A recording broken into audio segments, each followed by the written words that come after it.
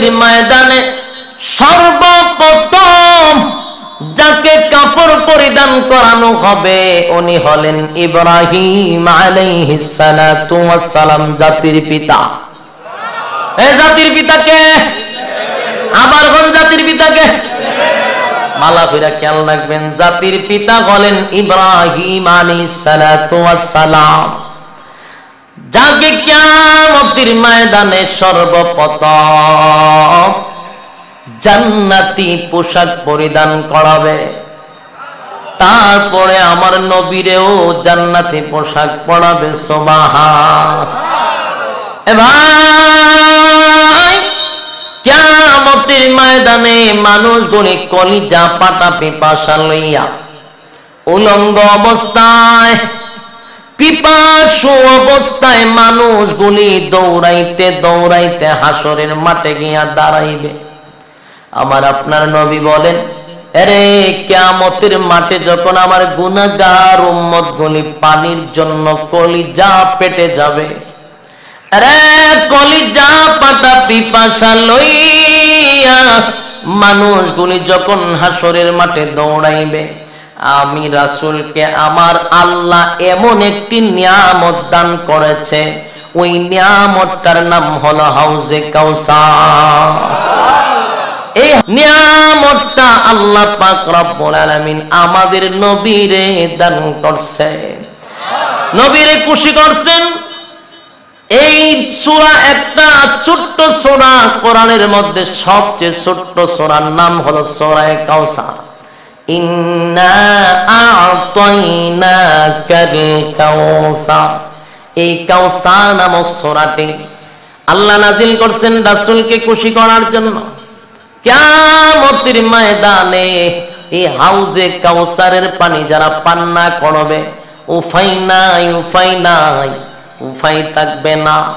রাসূল বলেন, আমার গুনাহগার উম্মতগুলি কলিজা পাটা পিপাসা লইয়া রে হাউজে কাউসারের পারে যাওয়ার আগে আগে আমি রাসূল সেখানে গিয়া উপস্থিত হয়ে যাব, যেন আমার গুনাহগার উম্মতরা আমি রাসূলকে গিয়া সেখানে পায়, আমি তাদেরকে আমার বরকতি হাতে এক পেয়ালা পানি পান করায়া দিব। এ ভাই, এই হাউজে কাউসারের পানিটা কেমন পানি গো? এটা যেমন তেমন পানি নয়।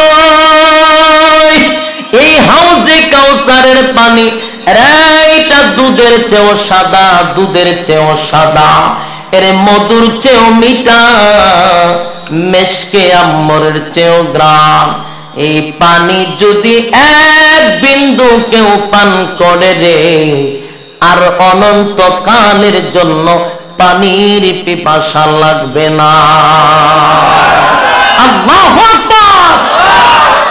এ ভাই, হাউজে কাউসারের পানি যদি এক বিন্দু কেউ পান করে, রাসূল বলেন হাসরের মাঠে টানা 50,000 বছর দাঁড়িয়ে থাকতে হবে, কিন্তু কোনদিন পানির পিপাসা লাগবে না, পানির পিপাসা লাগবে না।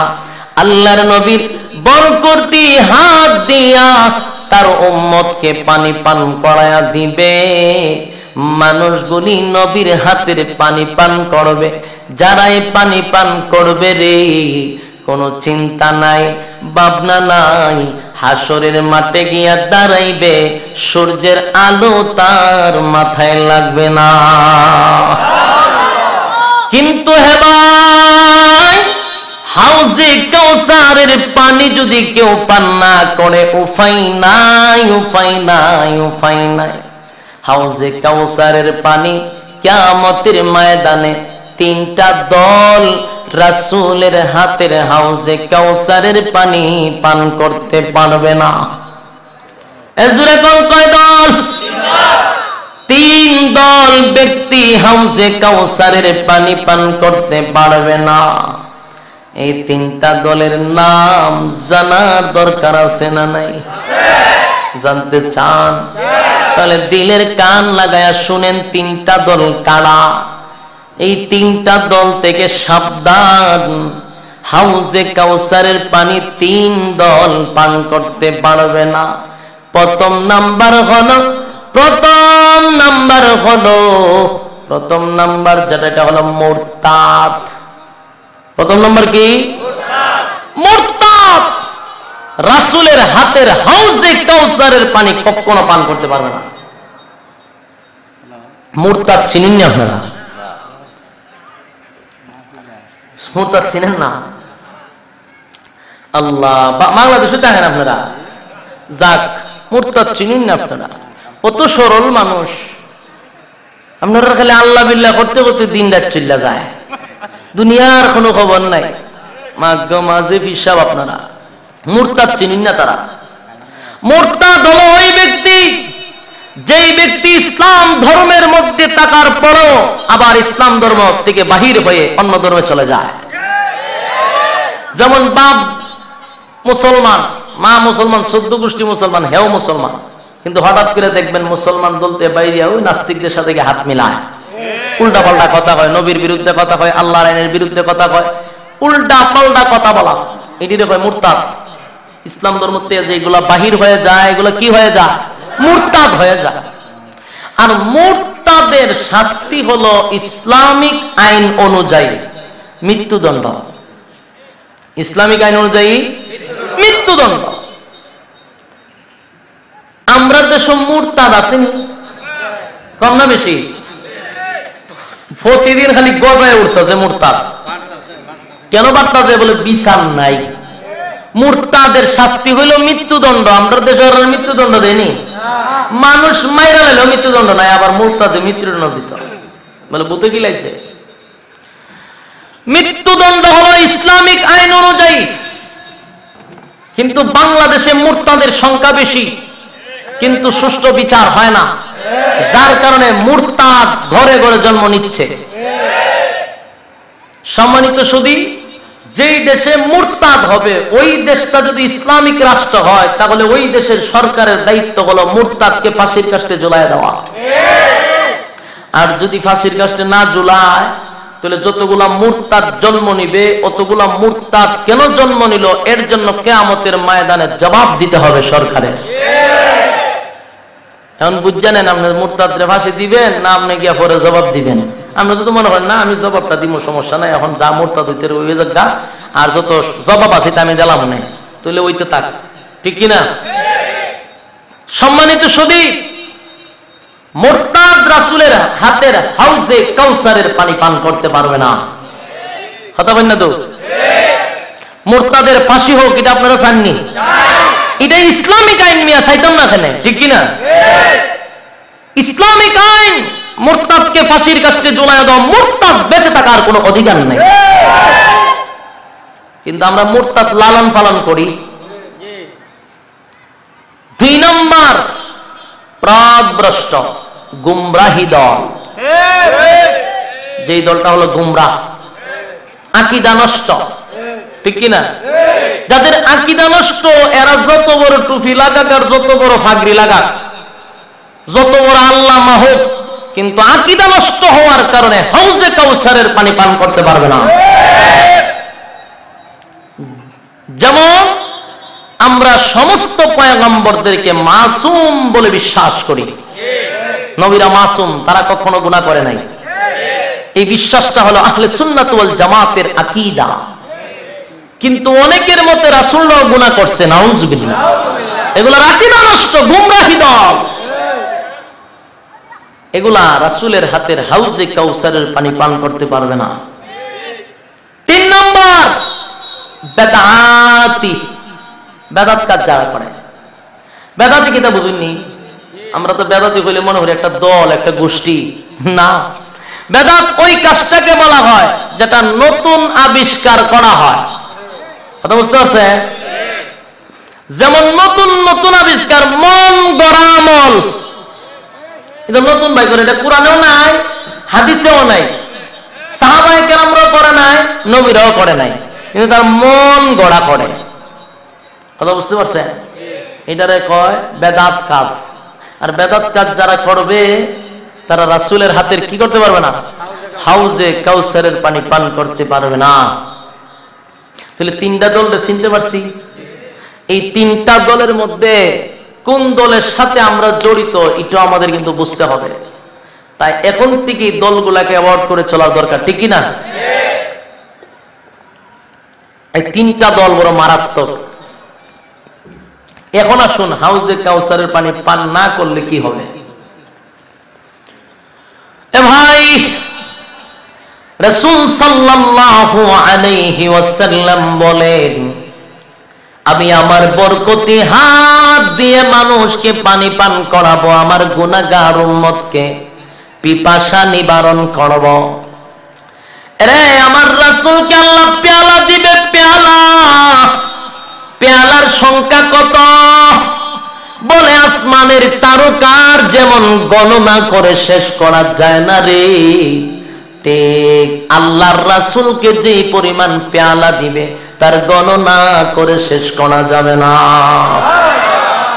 এ ভাই, হাউজে কাউসারের পানি রাসূলের পিপাসু উম্মতদেরকে পান করাইবে, পান করাইবে। তারা এক পেয়ালা পানি পান করে হাসরের মাঠে চলে যাবে। যারা হাসরের মাঠে যাবে পানি পান করে, তাদের উপরে রৌদ্র লাগবে না, আরশের ছায়ার নিচে আল্লাহ তাদেরকে জায়গা দিবে। রাসূল পানি পান করাবে, পানি পান করাবে। হঠাৎ করে তাকায়া দেখবে রাসূলের উম্মতের বিভিন্ন দল রাসূলের হাতে পানি পান করানোর জন্য আসতেছে। রাসূল তাদেরকে দেখার পরে চিনবে এটা আমার উম্মতের বিভিন্ন দল। তারাও দেখে আমার নবীরে চিনবে এটা আমার নবী। কিন্তু বাইরে তারা যখন কাছাকাছি চলে আসবে, হঠাৎ করে আল্লাহ পাক রব্বুল আলামিন একটা পর্দা ফালায়া দিবে। আল্লাহ তাদের মধ্যে আর নবীর মধ্যে আড়াল সৃষ্টি করে দিবে, আড়াল। এমনি আমার নবী ডাক দিয়া বলবে, হে মালিক, তুমি আমারে হাউজে কাউসার দান করলা গো। আমার গুনাহগার উম্মতকে পানি পান করানোর জন্য, তাদের তৃষ্ণা নিবারণ করার জন্য। কিন্তু আমি পানি পান করাতে আসলাম, তারাও আমার দেখে না, আমিও তাদেরকে দেখি না। এ মালিক, তাদের মধ্যে আর আমার মধ্যে আড়াল, আড়াল কেন সৃষ্টি করলা গো? আমি তো তাদেরকে দেখি না, তারাও আমার দেখে না।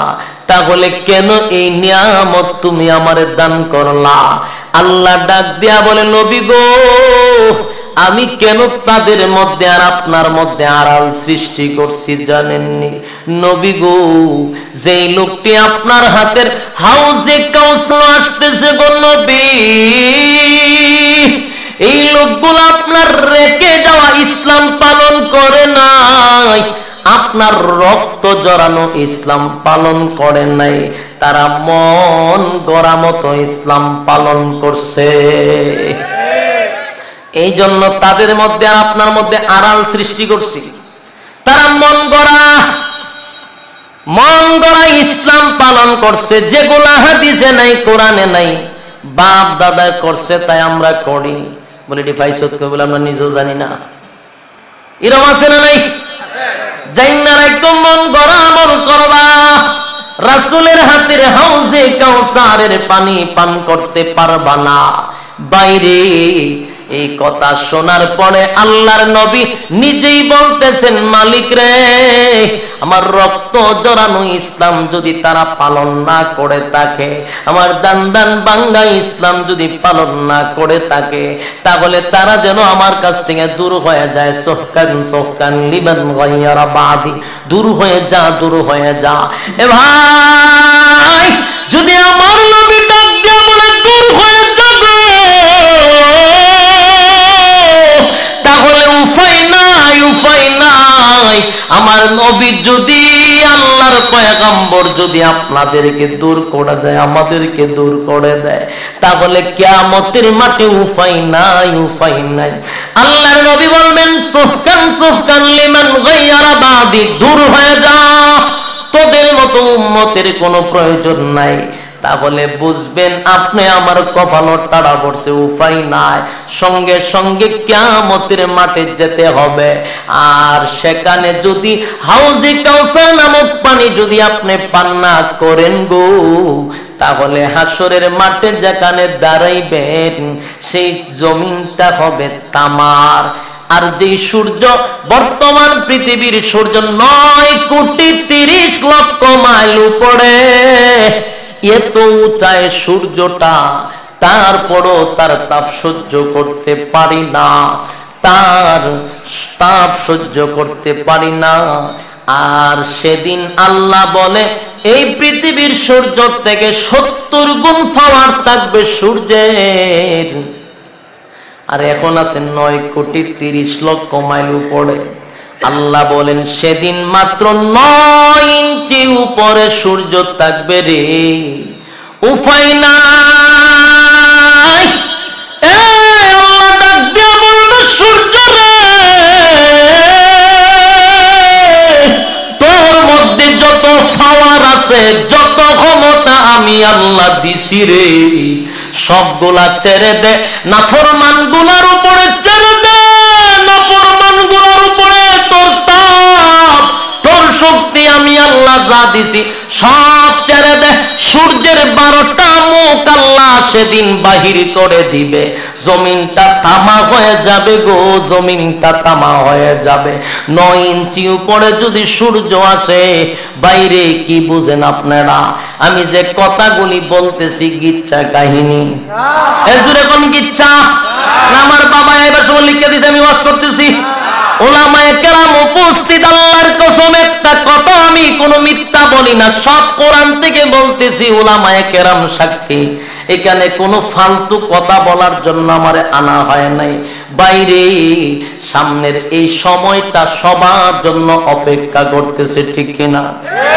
কিয়ামতের ময়দানে খুব ভয়াবহ অবস্থা হবে, কারণ সেদিন আল্লাহর কোনো মায়া দয়া থাকবে না। দুনিয়াতে আল্লাহর মায়া দয়া ছিল সবার জন্য, সবার জন্য, পরকালে সবার জন্য আল্লাহর মায়া দয়া থাকবে না। সেদিন আল্লাহর মায়া থাকবে শুধু মুমিনের জন্য, আর দুনিয়াতে আল্লাহর মায়া ছিল সবার জন্য। এ ভাই, আল্লাহর শুধু মায়া দয়া দেখছো গো, আল্লাহর আযাব আর গজব দেখো না। কিয়ামতের ময়দানে এমন একটা ভয়াবহ পরিস্থিতি শুরু হবে রে, কেউ কারো হবে না, কেউ কারো হবে না। ইয়াউমা ইয়াফিরুল মারউ মিন আখিহি ওয়া উম্মিহি ওয়া আবি ওয়া সাহিবাতিহি ওয়া বানি। আল্লাহ বলেন কেউ কারো হবে না, মা বাবা ভাই বোন কেউ তোমারে পরিচয় দিবে না।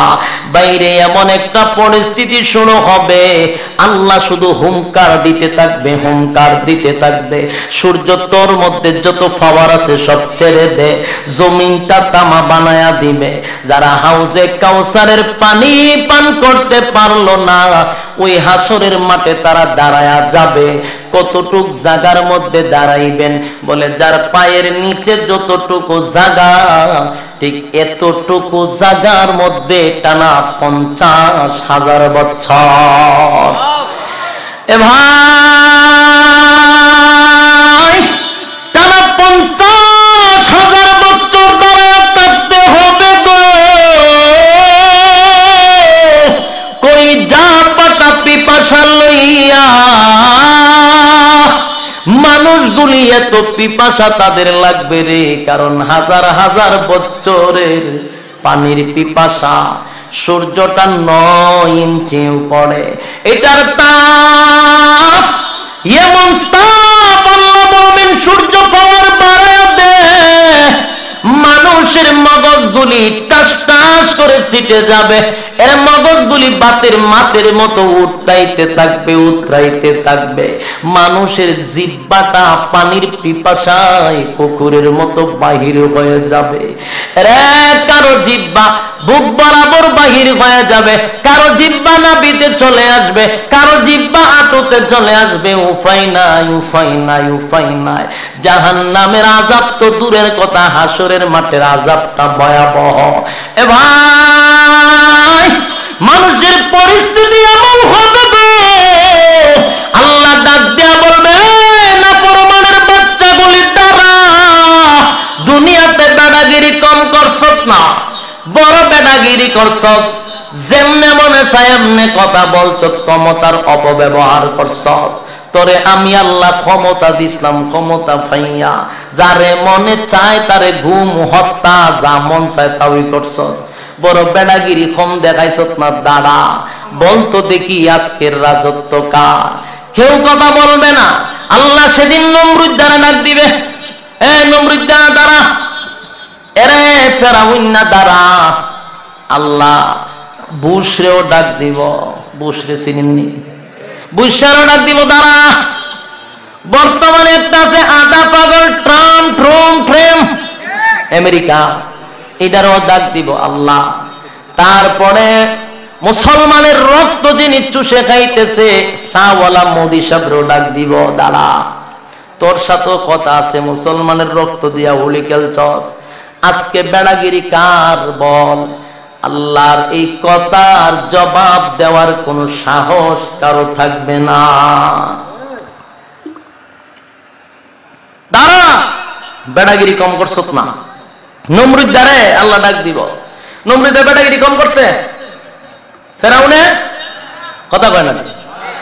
ফেরাউন না কম নেতাগিরি করে নাই, নমরুদ দাও নেতাগিরি কম করছে না। আল্লাহ সবটাকে সাইজ করছে নি, জম্মের সাইজ করছে, ঠিক কি না? জম্মের সাইজ করছে। সেদিন আল্লাহ বলবে বেড়াগিরি কা? কথা বলার সুযোগ নাই। লিমানি